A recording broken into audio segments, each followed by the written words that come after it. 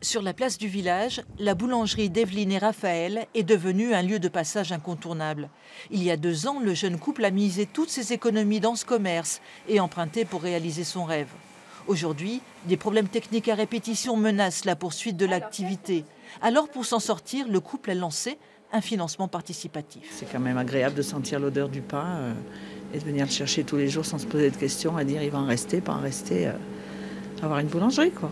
Pour un petit commerçant, c'est vrai que c'est des coûts comme ça sur de l'installation de matériel qui sont souvent chers. Enfin, c'est bien que les habitants du village puissent participer. C'est l'atelier qui pose problème. Une fournaise, été comme hiver. Sans possibilité de ventilation, les équipements ne tiennent pas.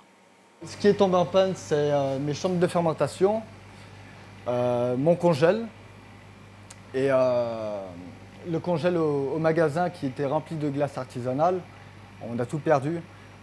Pour vous donner un montant, cet été, on a perdu 3 000 € de produits. Evelyne et Raphaël ont besoin de 10 000 € pour acheter une climatisation. La communauté de communes a déjà donné un petit coup de main. Le couple peut encore s'endetter un peu à la banque, mais il lui faut trouver 3 000 € avant fin janvier.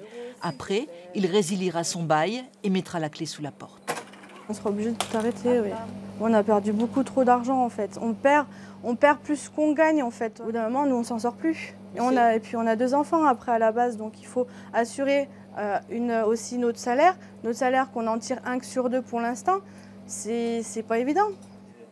Evelyne et Raphaël ont collecté jusqu'à présent un peu plus de 1 100 €. Et les habitants du village participent aussi à la cagnotte, inquiets de savoir si leur petite boulangerie réussira à passer l'hiver.